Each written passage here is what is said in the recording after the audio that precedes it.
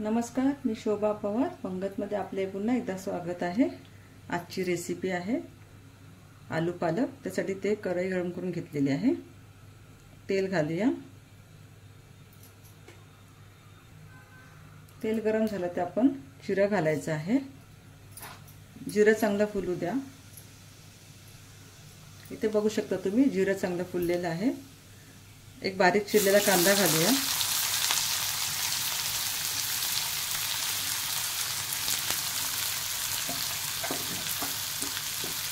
चार बारीक चिरलेल्या हिरव्या मिरच्या,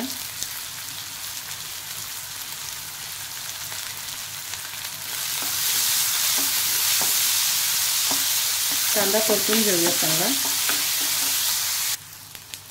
इथे बघू शकता तुम्ही कांदा परतून झालेला आहे। त्याच्यात आपण बारीक चिरलेले बटाटे घालायचे।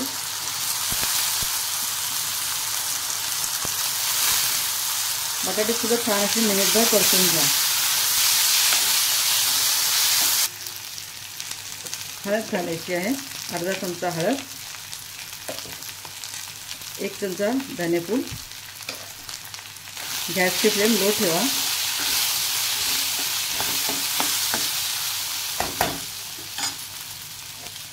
दोन मिनिटांसाठी बटाटे वाफवून घेऊया।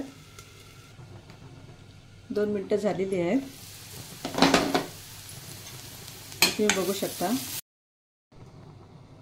इथे तुम्ही बघू शकता आपले थोडेसे बटाट्याचे शिजलेले आहे। आता त्याच्यात लगेचच आपल्याला चिरलेला पालक घालायचा आहे।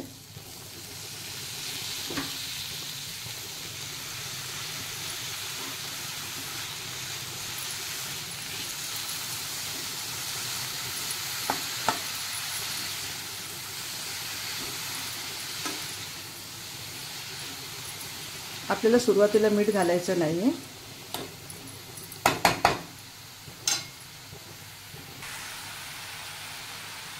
पुन्हा ही भाजी गॅसची फ्लेम बंद करून 7 ते 8 मिनिटं बटाटे शिजायला ठेवायचे।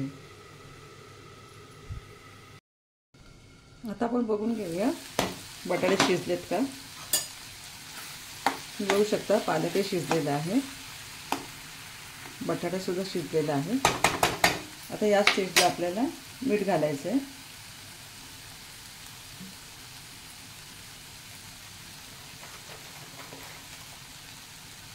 त्यानंतर अर्धा चमचा गरम मसाला,